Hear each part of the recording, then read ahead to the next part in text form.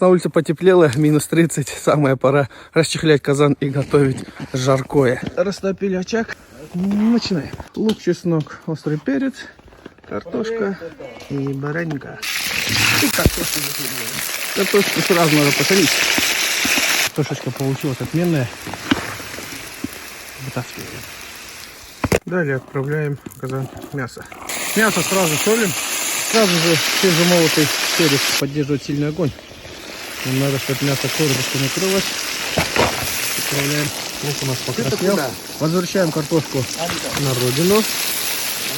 Добавляем острых перчиков. Целую головку чеснока сюда же. Дело закрываем крышкой. Ой, согревчик, ребята, без этого никак. Чуть-чуть уже подмерзли. Но дело ближется к концу. Нормально все. Нормально.